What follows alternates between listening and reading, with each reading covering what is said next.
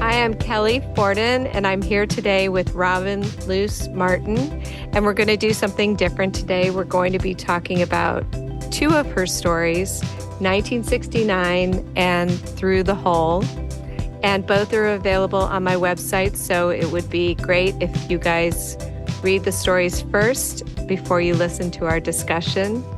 Hi, Robin. Hi. Great to have you here. Yes, thank you so much for doing this, Kelly. I'm excited. Yeah, I am too. We have been friends since 2008, and it's just a thrill to be able to talk about your amazing stories. Okay, so I'm going to start with 1969, which was first published in the New Orleans Review, but it's also won a few awards, I believe. And I just wanted to hear a little bit about the genesis of the story. This was probably the first story or piece of a story that I attempted. I didn't start writing till I was in my early 40s. And I think the story came from a time in my life, my personal life, when I had felt a great deal of power as a 12-year-old girl. And then that was mitigated by the fact that the Vietnam War was going on, and I daily was asking God or wishing or raging, how can this keep happening? I had friends who died. It just was my coming of age time. And as I looked back, when I started to write, I thought about just about that power that I felt and where it came from and what motivated it. And so I made this story about a girl who has light coming out of her back, and that light can impact people. And in the story, it's this boyfriend who's in those terms, and that day he would be called a hoodlum. So it's a little old-fashioned in that way. But anyway, I wanted to see what would happen in a story. And then I guess what was working in my mind was combining it with Vietnam. And I was trying to imagine a girl that same age where her power came from. So I did a lot of reading and research, and I learned about this girl who became a heroine in Vietnam. And I started writing about the two of them. And that went on and on for years. But this part, the story that was published, is just in that opening with the girl and her boyfriend, and the way that Vietnam came into it was that this is a spoiler, but they're supposed to have read it. Oh, okay. Well, the girl, as you've read or will read, her friend's mother was a go-go dancer, and then she went to Vietnam with Bob Hope. So, and then the story goes on to peripherally to tell that angle of what happened, and that woman ends up killing herself. So that's a turning point in the story. So that was the genesis. I think just I was starting to write, and I just had all these thoughts about that time in my life. And I was already in my early 40s. And so I was looking back, and that's what came up. And so it starts with, I want to get to the light in her back, because that's just amazing, that part of it. But I'll just start with structure. The story starts with Tom Tomland, and then it goes to Aggie Wells' POV, and then it ends with Tom again. Was that a structure you started with, or how did the story evolve to that? Because we spend a lot of time with Aggie in the middle. I think it's, I don't think at the time I understood a lot about fiction structure, and I probably still don't. It's more, I think it's from my background as in acting and in theater. So I tend to, everything tends to come in parts.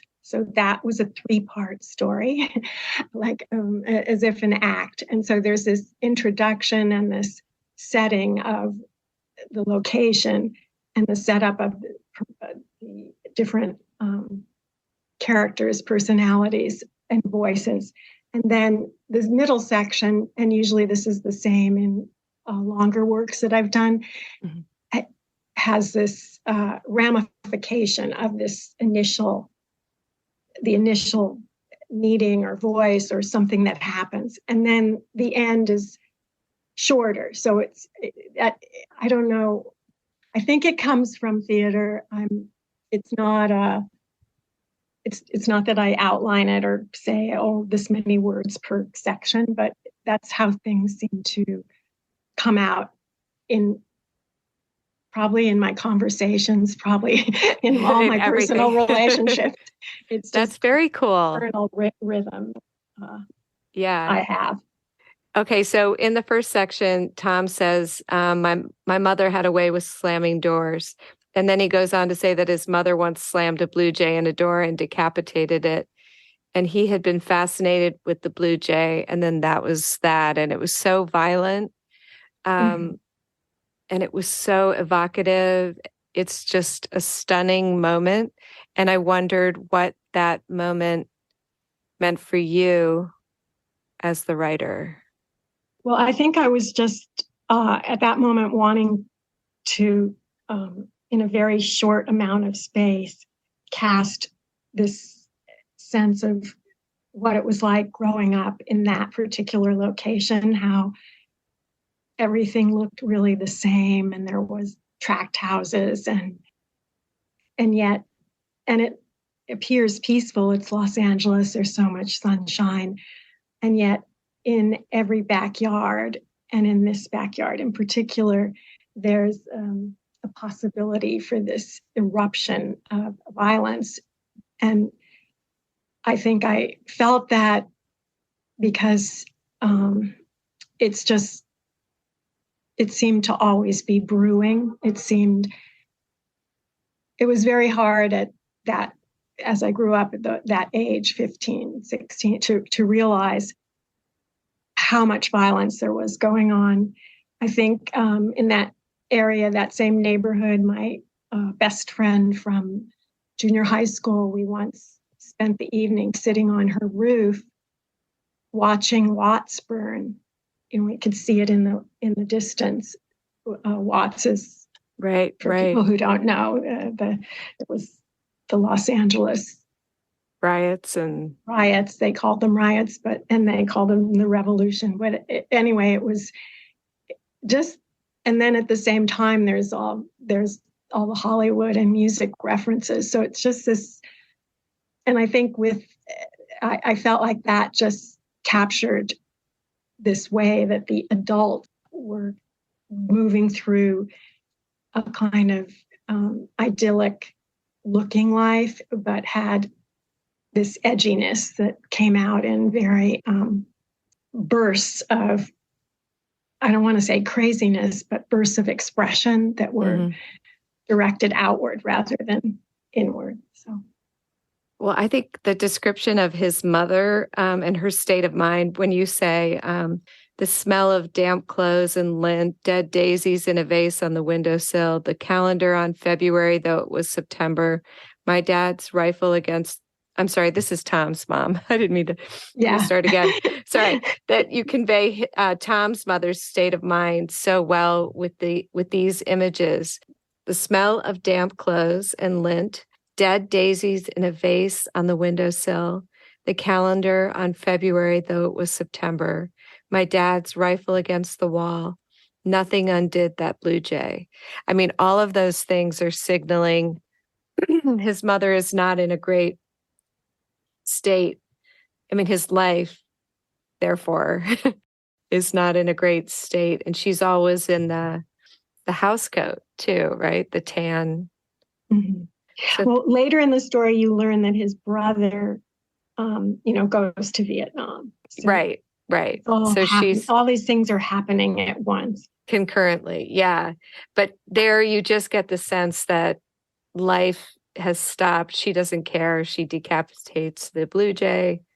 Things are falling apart. And then we move on to Aggie's section, and she has this light emanating from her back. And is one of her feelings that she can change him and make him a better person? Yes, she definitely believes that she can calm him down. She can influence him. She can change the world. She definitely has that kind of a feeling.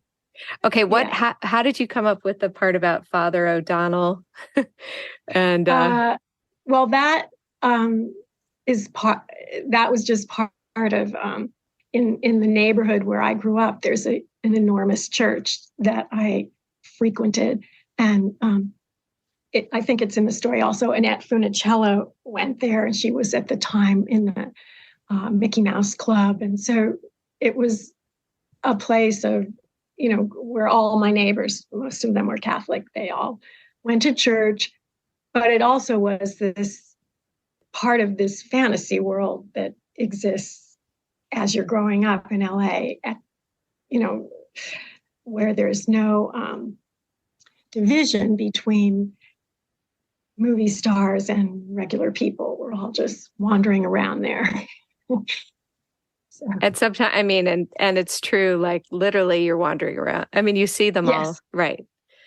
But Father O'Donnell, was there, so the interesting thing is he takes, this young girl with all of her innocence, goes in there and says, can you see it? Yes, and she wants to get some sort of authoritative, yes, this is real, this, you have this power. And she doesn't really have,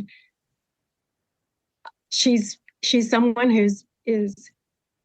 feels there is a God. This is in the story, but her mother and her father would not, they're secular. They would think she was crazy. And her friend's mother, though she plays the organ in the church, tells her that God is dead.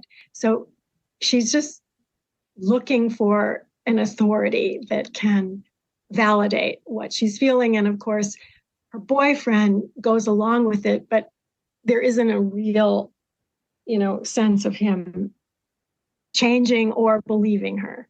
Right. He's just kind of putting up with it, and he's got other things on his mind. So tell me a little bit about the movie. I was going to look up the film Cat Ballou with Jane Fonda and Lee Martin, but I don't think the movie's not so, the content of the movie is not that central to why I chose it. It just was that it's a movie of that time. And it would play, the movies then could play for months. Now they're just out for a weekend, right? 2 weekends. So this was that kind of just part of the time that this, and that you would go as a teenager to see this same movie over and over and over again, because that was a place of privacy. You could do whatever you wanted in the movie theater.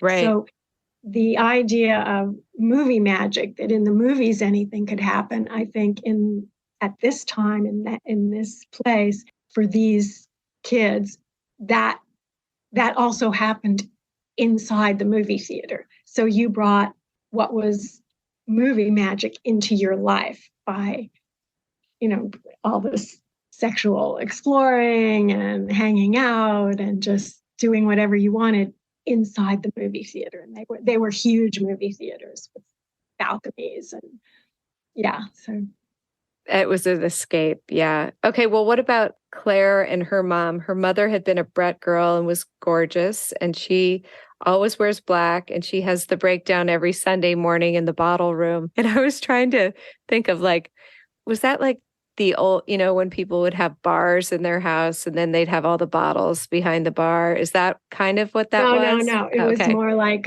bottles that were beautiful, bottles made out of like glass bottles, all kinds of perfume, and that should have been clearer. Sorry. No. It could have been that I just was envisioning what I knew. instead of what was there. The whiskey closet. Yeah. The Irish whiskey drinkers. Yeah. No, this was more like a bottle room with, I should have been clearer. But they never seem to go away. Like she she replenishes them. So yeah, I could see where you would think, oh, it's whiskey bottle. Maybe there were a few. I should have I bet you anything it was me envisioning my own past. So she goes in there and she has this breakdown every Sunday. And then she dies at the end. And so she's given up on God. And what happens is the story between Tommy and Aggie, he's really wanting to be fully sexual with her. And she keeps putting him off. And then they race up to the top of this mountain where they always hang out. And her mother Claire's mother has parked a Thunderbird up there. And it's on top of the mountain in Los Angeles. So the setting is very much part of the picture. And they make a bet, if whoever gets there first, if he gets there, but she gets a head start, they're going to have sex that night. And they get to the top, and instead of instantly doing this, he turns the headlights on and she takes off her top and he's watching her. And it's innocent, but it's also erotic. And then he goes to the car, they're going to go in the car, and he finds the mother, her name's Raquel, dead. She's killed herself and she's in the front seat. And so he backs away and turns around, and he's hysterical and grabs Aggie, and they run down the mountain. And this is a story. In the novel, then the character of Raquel is explored more, and you learn that she had been having an affair with Tommy. Well, the way the novel goes is it does continue in the different POVs, but you get, right. And so you get everybody's POV. It's the most amazing novel, which needs a publisher. It's amazing. So anyway, okay, well, we won't ruin that, when people read the novel. Okay, yeah. So I guess, one thing I like to ask for other writers, and then we'll move on to Through the Hole, is how did that ending of that particular story come to you, and what did it signify for you when they are beating the dead horses, in the last of Tommy's section? Yeah, it goes back to the Tom section, and they're no longer, after this death, things devolve, and they're no longer a couple. And then it cuts forward to right before the end of high school. And so thinking about where did these two sensibilities go during this time, he's become much more political, in the sense of he no longer, hates this group or that group or this group. He's very involved in who has money and who doesn't have money. And he goes on this last sort of trip through California surfing. He's always been a surfer, and his brother is sending him letters. He's, afraid his brother's going to die, and he's going to go to Tulane. He's going to be leaving Los Angeles. And as they're driving, they see this horse, and I think the idea came to me from my many drives up and down the coast of inward and the coast of California, just these things that come into your head when you're driving. And I remembered this image from about 20 years before I wrote the story of this beautiful horse. I loved horses. It was so beautiful. And I pulled over and I was watching the horse, and then it just came into my head, where do horses go when they die? Like, how does that beauty disappear? And I think when I was writing the story, it just came back to me that way. And I thought, what if this horse was there? And the reason that they would beat it is this beauty that had been their lives, their youth and their fantasy of what would be, what would come, is ending at this moment in time, because they're all going to split up, and they don't want it to, and the world is, in turmoil.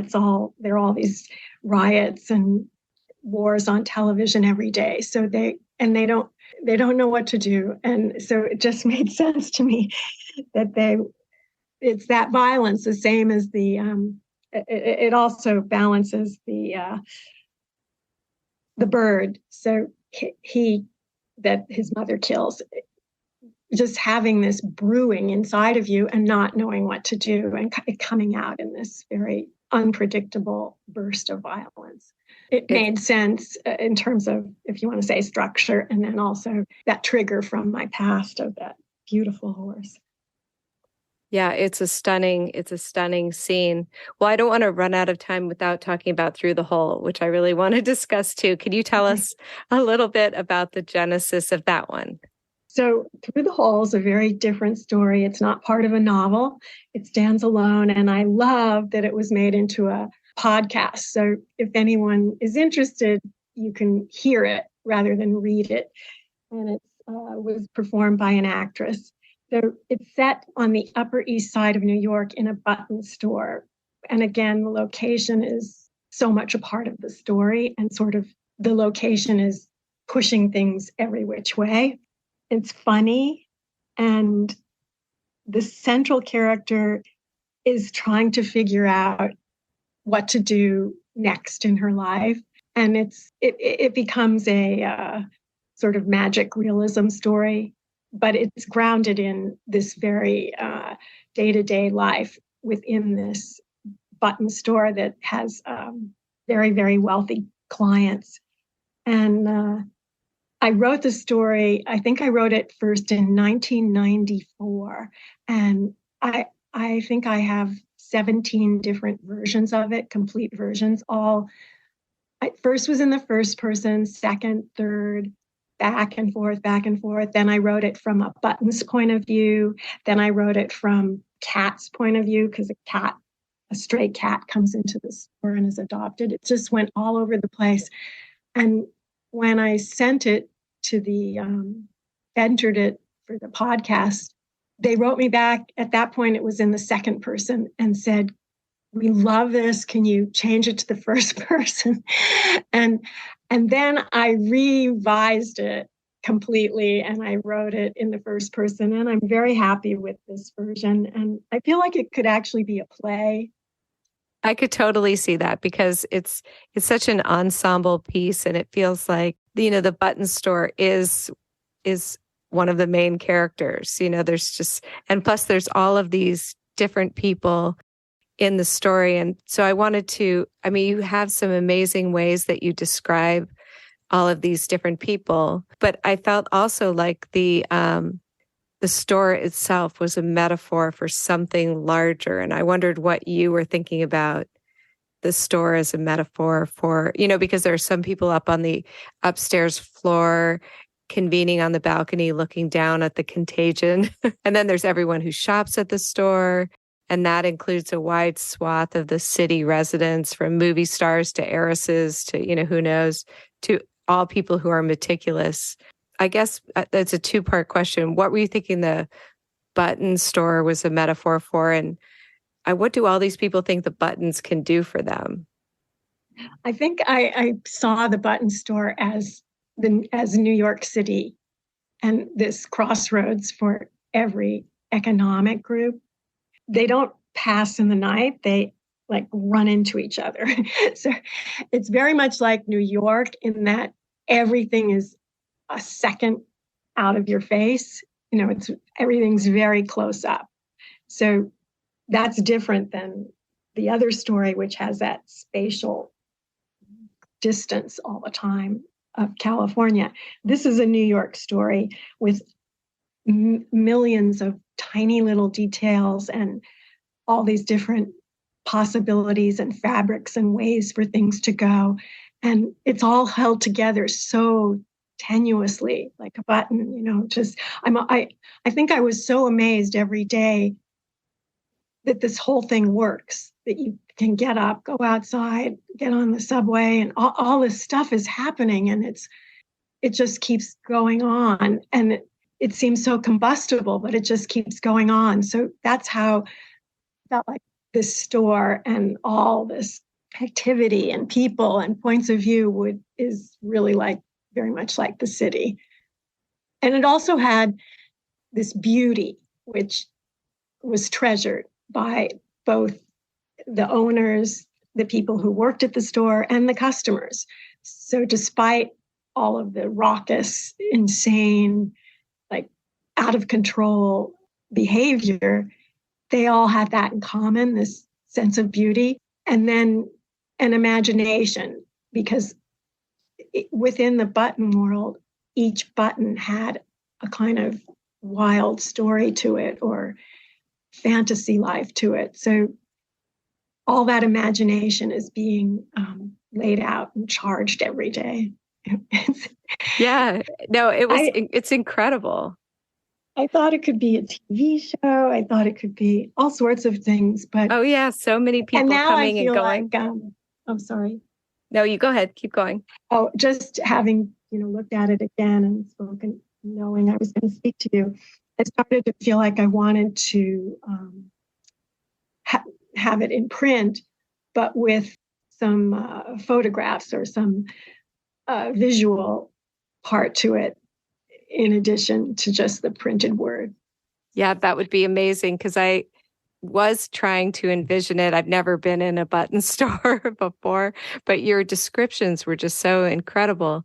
So in the end, the main character has worn the same leather pants from November to December, and she literally climbs the ivy in the garden to get a better, I think I was thinking, to get a better perspective on everything happening. And then she takes off sort of in a magical realist way, flying to distant places. And then she ends up watching the button store from behind a cloud. And I just thought, I guess I was wondering about her. So we know she's reading House of Mirth, and she identifies with Lily Bart.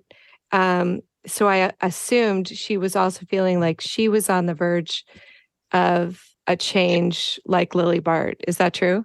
Well, I think the Lily Bart part is about she ends up killing herself, and part of her problem is her reliance on men.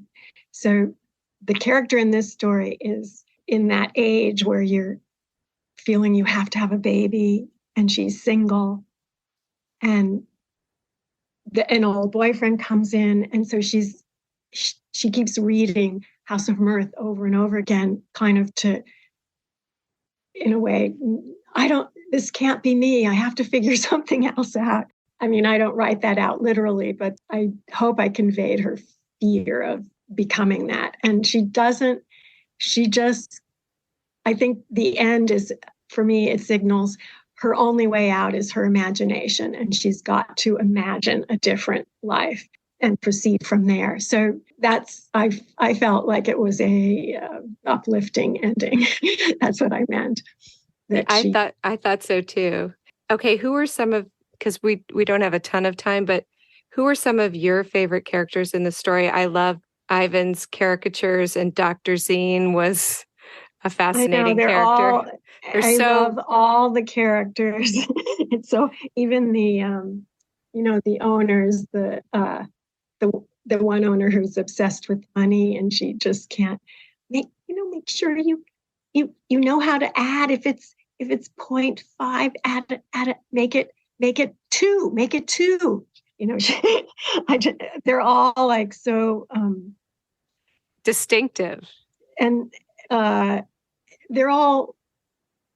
distinctive, and they're beautiful, and they're so flawed.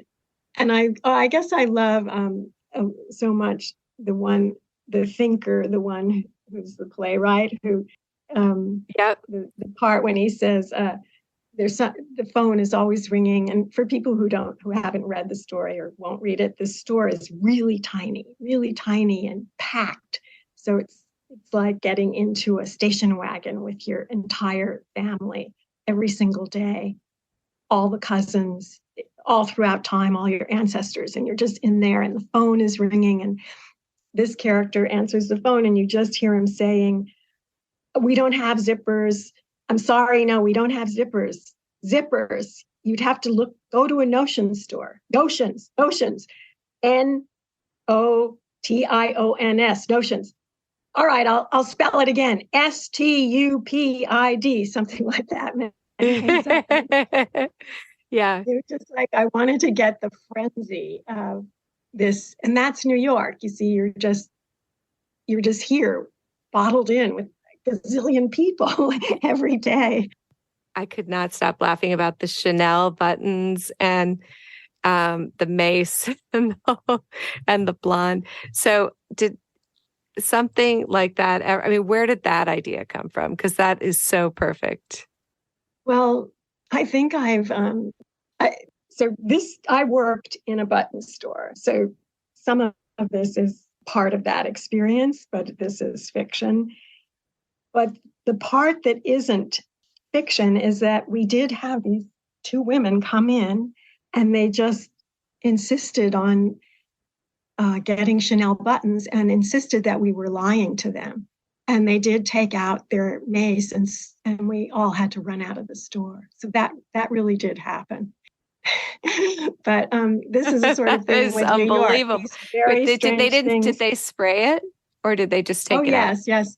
There were times when people fought over the buttons, like actually had fist fights. But I mean, it's a combustible situation, and each one of these items is very rare.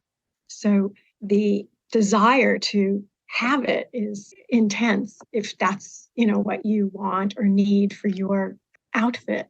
Well, and in a way that's so I don't live in New York, but what I imagine, there's so many people with so many talents and so much, all vying for space in this amazing location and vying for success. And I don't know, it did seem like a microcosm of that, and so much their individuality and beauty in each person. But yeah, that's how it mix it all together, and right. it's intense, right? And this is it. You're in New York, and you're in the thick of it. Yeah. Well, okay. Let me. My last question I always ask is there anything about either story that you wanted to discuss that I didn't bring up? I mean, we could go on for hours, honestly. I know. There's so much more I could. I'm so glad that you did this, and that I can be very shy and not speak at all, but this has been easy because I'm just kind of looking out of the window. So thanks a lot, Kelly. Oh, yeah. Oh, my gosh. It was a great thrill. Thank you, Robin.